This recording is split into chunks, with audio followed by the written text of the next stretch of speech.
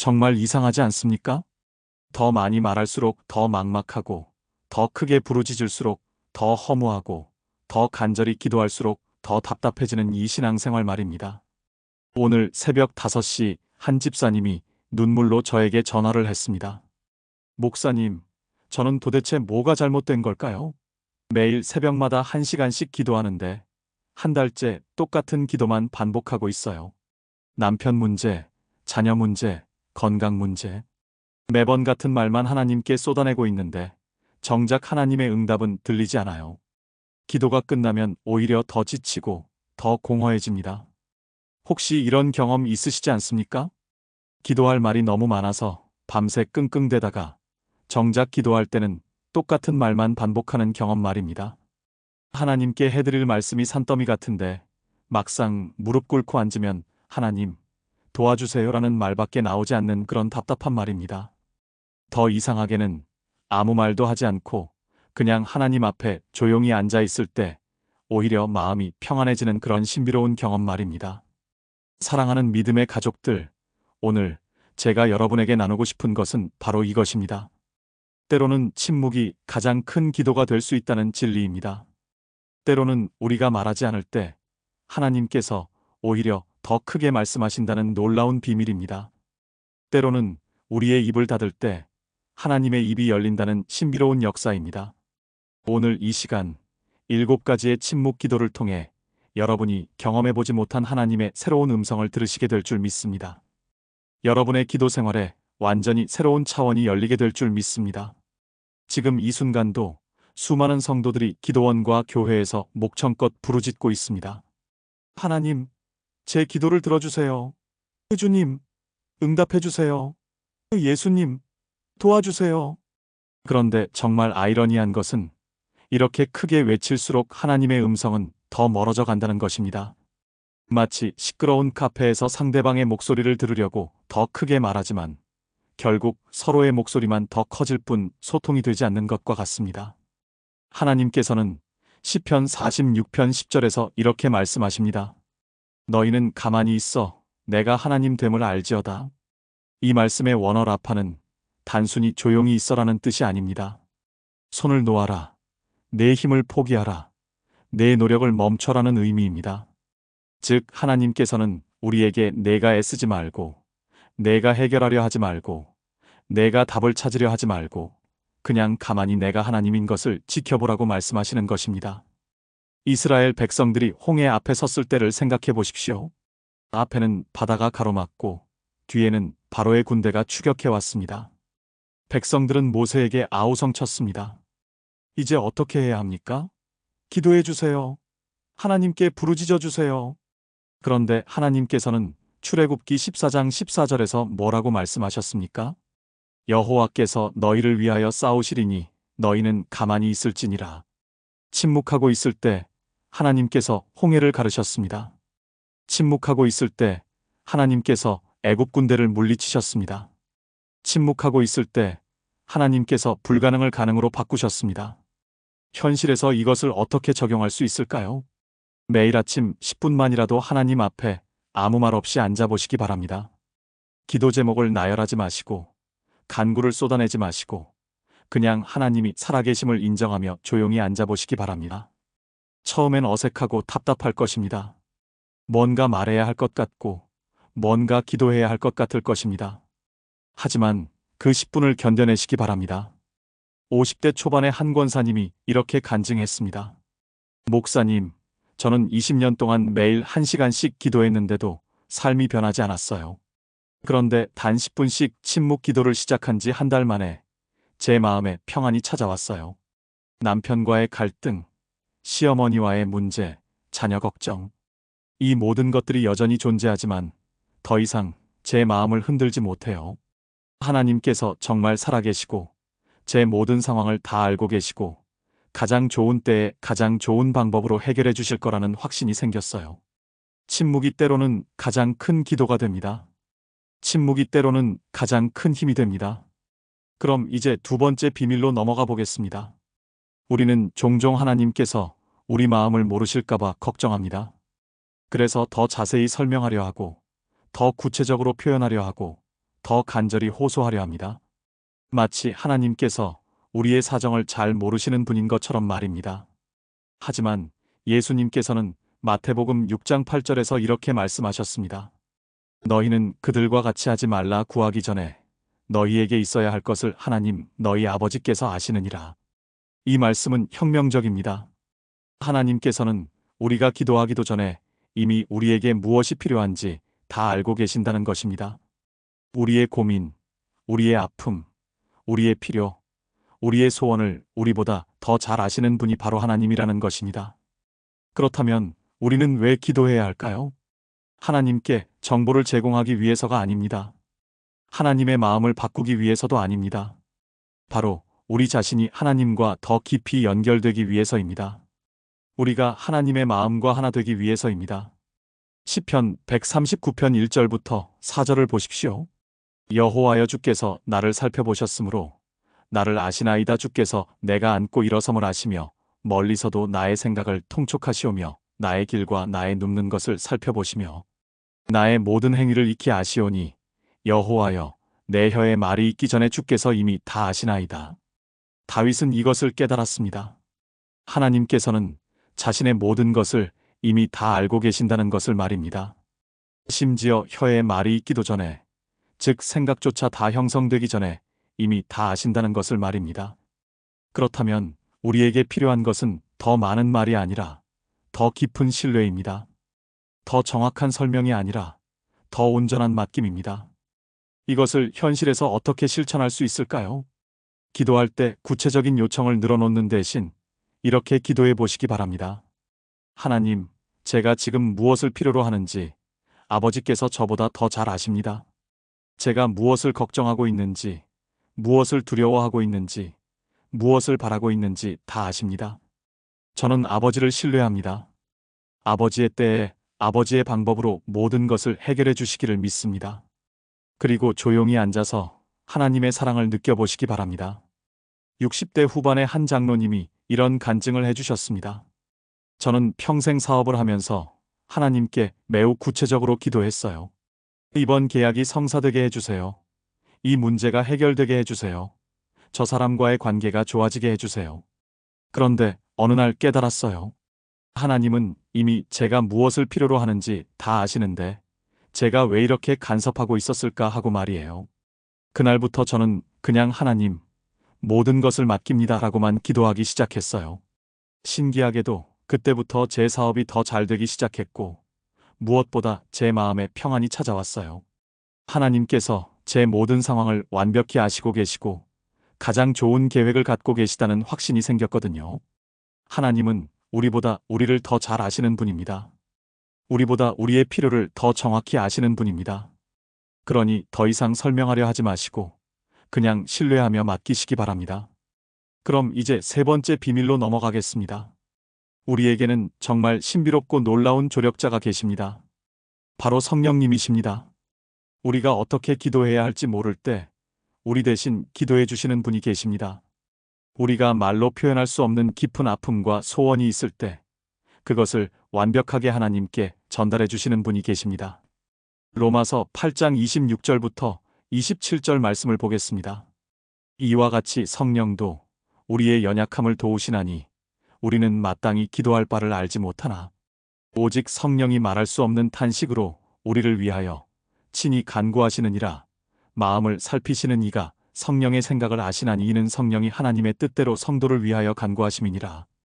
이 말씀은 정말 놀랍습니다. 우리가 어떻게 기도해야 할지 모를 때 성령님께서 우리를 위해 기도해 주신다는 것입니다.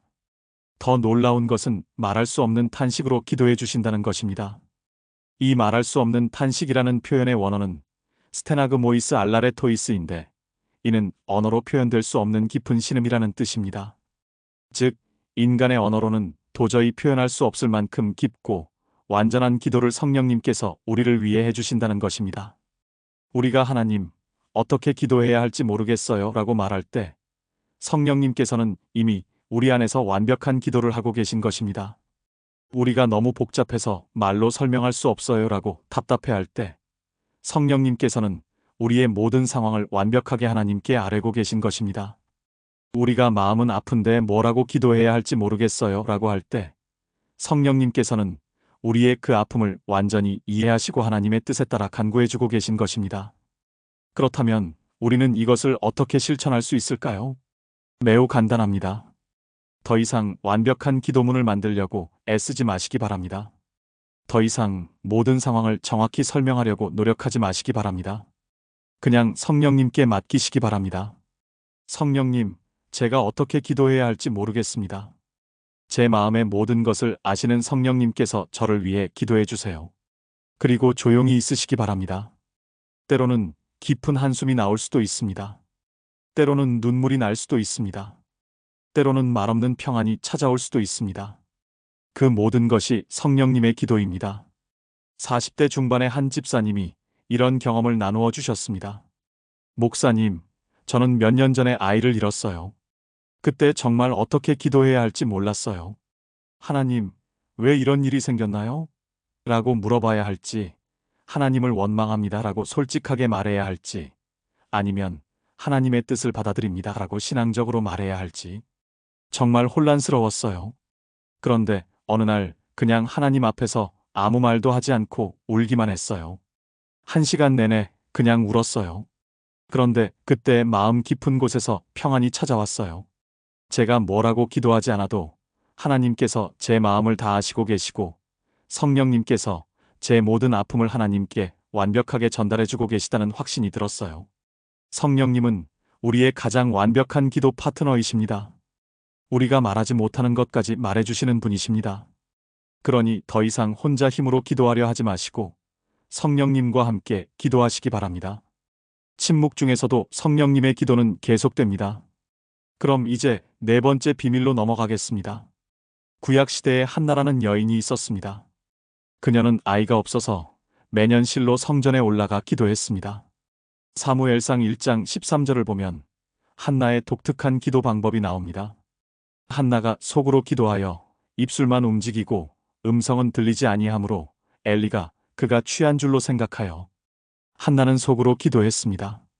입술만 움직이고 음성은 들리지 않았습니다. 그런데 이 기도가 하나님께 상달되어 사무엘이라는 위대한 선지자를 얻게 되었습니다. 여기서 속으로 기도하다는 히브리어 다바르 엘 리바흐는 마음에서 마음으로 말하다는 뜻입니다. 즉 한나는 자신의 마음에서 하나님의 마음으로 직접 소통하는 기도를 했던 것입니다. 소리를 내지 않았지만 가장 간절한 기도였습니다. 말소리는 들리지 않았지만 가장 뜨거운 기도였습니다. 외적으로는 조용했지만 내적으로는 가장 강력한 기도였습니다. 오늘날 우리는 어떻습니까? 기도할 때 반드시 소리를 내야 한다고 생각하지는 않으십니까? 크게 불러야 하나님께서 들으신다고 생각하지는 않으십니까? 통성 기도를 해야 은혜 받는다고 생각하지는 않으십니까? 물론 소리내는 기도도 중요합니다. 하지만 때로는 한나처럼 마음으로만 드리는 기도가 더 깊고 더 순수할 수 있습니다. 왜냐하면 소리내는 기도는 때로 다른 사람의 시선을 의식하게 되고 자신의 목소리에 취하게 되고 기도의 내용보다는 기도의 형식에 치중하게 될 수 있기 때문입니다. 하지만 마음으로만 드리는 기도는 오직 하나님과 나만의 은밀한 대화입니다. 누구에게 보여주려는 것도 아니고 누구에게 들려주려는 것도 아닙니다. 오직 하나님만을 향한 순수한 기도입니다. 이것을 현실에서 어떻게 적용할 수 있을까요? 하루에 몇 번씩 마음으로만 드리는 기도를 해보시기 바랍니다. 지하철을 타고 가면서, 버스를 기다리면서, 엘리베이터 안에서, 화장실에서도 마음으로 기도하시기 바랍니다. 하나님 감사합니다. 하나님 도와주세요. 하나님 사랑합니다. 이런 간단한 마음의 기도가 때로는 1시간의 무릎 기도보다 더 깊은 은혜를 가져다 줄 수 있습니다. 30대 초반의 한 청년이 이런 간증을 했습니다. 저는 직장인이라 따로 기도할 시간을 내기가 어려웠어요. 그래서 죄책감이 많았죠. 다른 신자들은 새벽 기도도 하고 철야 기도도 하는데 저는 그러지 못한다는 생각에 위축되어 있었어요. 그런데 한나의 기도를 알게 된 후부터는 하루 종일 마음으로 기도하기 시작했어요. 회사에서 스트레스 받을 때마다 하나님 도와주세요. 좋은 일이 생기면 하나님 감사해요. 힘들 때마다 하나님 힘 주세요. 이렇게 마음으로 기도하니까 하나님과의 관계가 훨씬 가까워졌어요. 기도가 일상이 되었고 하나님과 함께 사는 삶이 되었어요. 한나의 기도를 기억하십시오. 입술만 움직이는 기도였지만 하나님께서 들으셨습니다. 소리는 없었지만 응답은 있었습니다. 조용했지만 강력했습니다. 여러분도 마음의 기도를 통해 하나님과 더 깊이 소통하시기 바랍니다. 그럼 이제 5번째 비밀로 넘어가겠습니다. 예수님께서 인생에서 가장 힘든 순간을 맞으셨을 때 어떻게 기도하셨는지 아십니까? 바로 겟세마네 동산에서의 기도입니다.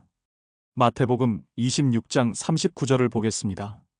조금 나아가사 얼굴을 땅에 대고 엎드려 기도하여 이르시되 내 아버지여 만일 할만하시거든 이 잔을 내게서 지나가게 하옵소서. 그러나 나의 원대로 마시옵고 아버지의 원대로 하옵소서.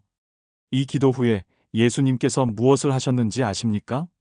마태복음 26장 42절과 44절을 보면 예수님께서 2번째, 3번째 기도를 하셨다고 나옵니다. 그런데 44절에서 놀라운 표현이 나옵니다.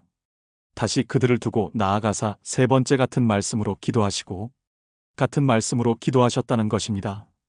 그렇다면 예수님께서는 3번 모두 똑같은 내용으로 기도하신 것일까요? 그렇지 않습니다. 누가복음 22장 44절을 보면 더 자세한 내용이 나옵니다.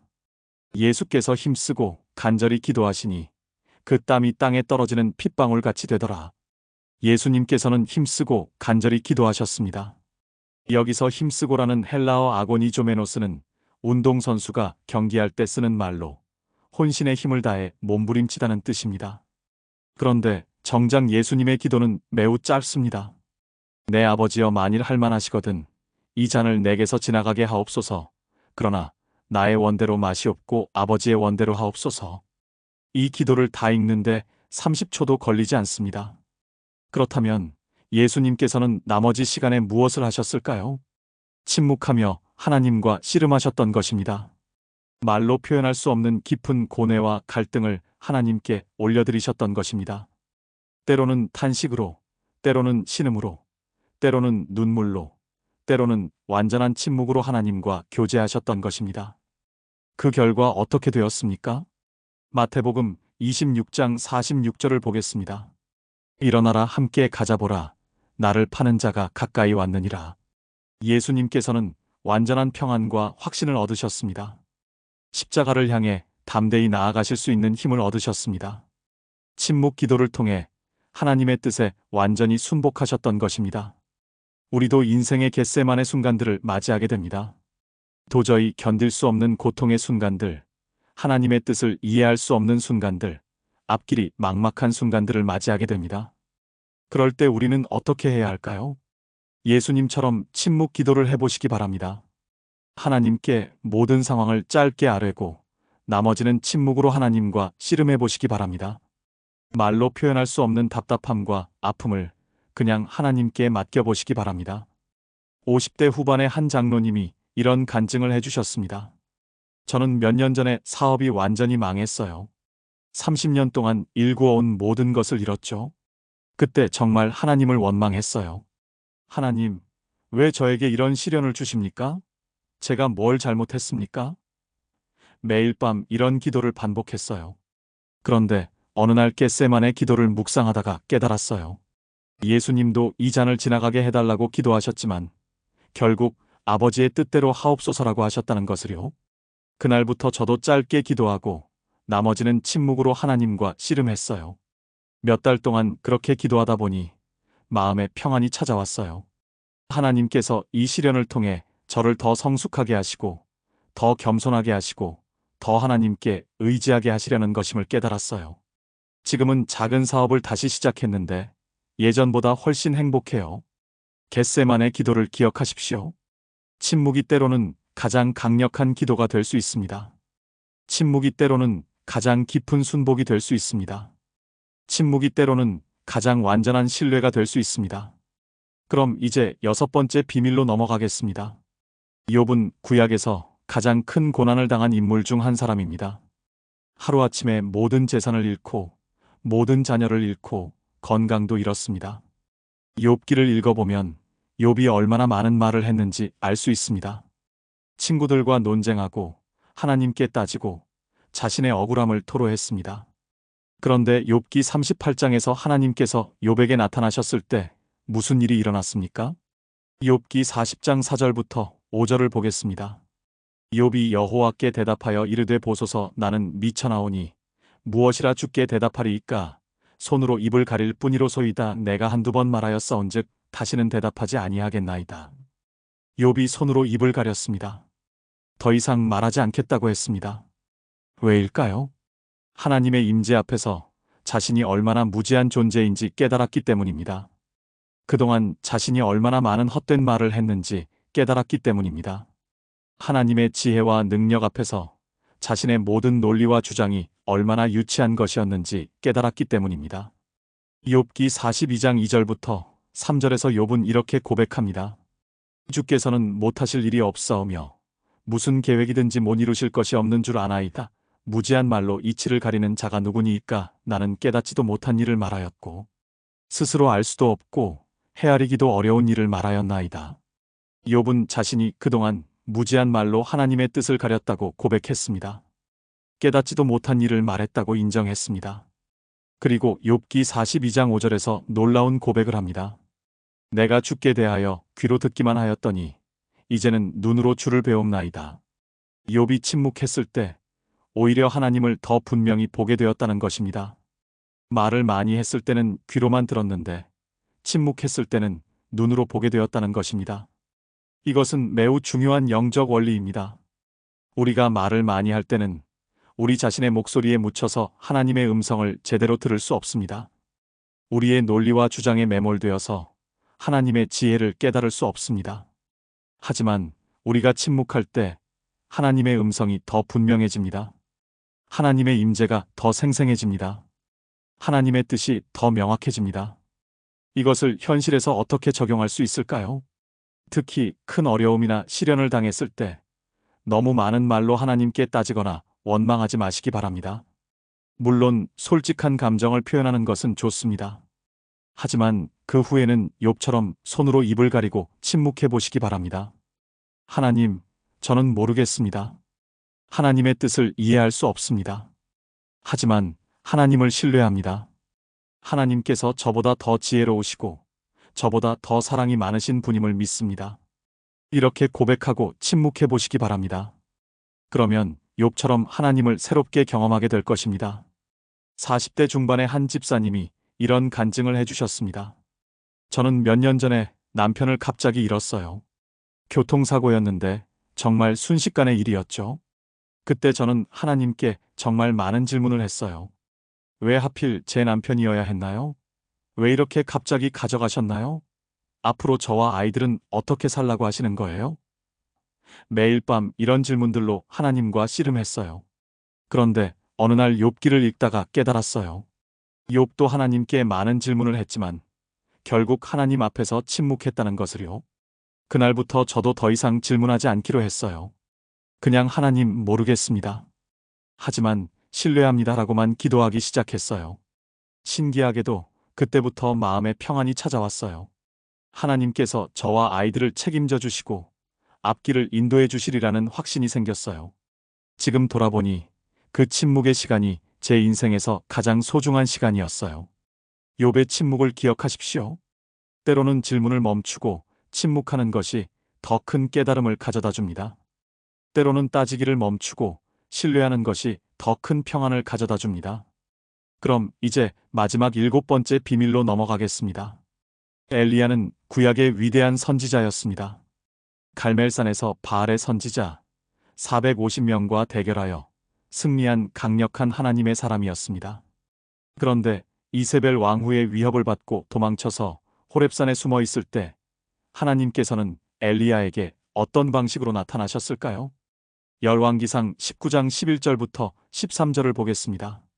여호와께서 이르시되 너는 나가서 여호와 앞에서 산에 서라 하시더니 여호와께서 지나가시는데 여호와 앞에 크고 강한 바람이 산을 가르고 바위를 부수나 바람 가운데에 여호와께서 계시지 아니하며 바람 후에 지진이 있으나 지진 가운데에도 여호와께서 계시지 아니하며 또 지진 후에 불이 있으나 불 가운데에도 여호와께서 계시지 아니하더니 불 후에 세미한 소리가 있는지라 엘리야가 이를 듣고 겉옷으로 얼굴을 가리고 나가 구러기의 섬에 하나님께서는 큰 바람 가운데 계시지 않으셨습니다. 지진 가운데에도 계시지 않으셨습니다. 불 가운데에도 계시지 않으셨습니다. 그런데 세미한 소리 가운데 계셨습니다. 여기서 세미한 소리라는 히브리어 콜 드마마흐 다카흐는 조용하고 미세한 속삭임이라는 뜻입니다. 어떤 번역에서는 고요한 침묵의 소리라고 번역하기도 합니다. 즉, 거의 들리지 않을 정도로 작고 조용한 하나님의 음성이었다는 것입니다. 엘리야는 이 미세한 음성을 들었을 때 어떻게 반응했습니까? 겉옷으로 얼굴을 가리고 굴 어귀에 나왔습니다. 이것은 하나님의 임재를 인정하고 경외하는 자세입니다. 작고 조용한 음성이었지만 엘리야는 그것이 하나님의 음성임을 알아차렸던 것입니다. 오늘날 우리는 어떻습니까? 하나님의 음성을 들으려고 할 때 큰 바람 같은 것을 기대하지는 않습니까? 지진 같은 강력한 체험을 기대하지는 않습니까? 불 같은 뜨거운 은혜를 기대하지는 않습니까? 물론 하나님께서는 때로 그런 강력한 방식으로도 역사하십니다. 하지만 대부분의 경우 하나님께서는 세미한 소리로 우리에게 말씀하십니다. 조용한 마음의 평안으로, 은은한 확신으로, 미세한 인도하심으로 우리에게 말씀하십니다. 그런데 우리가 너무 시끄럽게 기도하고, 너무 많은 말을 하고, 너무 강한 것만 찾다 보면 이런 세미한 음성을 놓치게 됩니다. 하나님의 미세한 음성을 들으려면 어떻게 해야 할까요? 먼저 마음을 조용히 해야 합니다. 모든 잡념과 걱정을 내려놓고 하나님만을 바라보는 시간이 필요합니다. 둘째로 기대하는 마음을 가져야 합니다. 하나님께서 반드시 말씀해 주시리라는 믿음을 가지고 기다려야 합니다. 셋째로 인내하는 마음이 필요합니다. 하나님의 음성은 우리가 원하는 때에 우리가 원하는 방식으로 오지 않을 수 있습니다. 하지만 인내하며 기다리면 반드시 들을 수 있습니다. 이것을 현실에서 어떻게 실천할 수 있을까요? 매일 일정한 시간을 정해서 완전히 조용한 곳에 앉으시기 바랍니다. 핸드폰도 끄고 모든 방해 요소도 제거하고 하나님만을 바라보는 시간을 가지시기 바랍니다.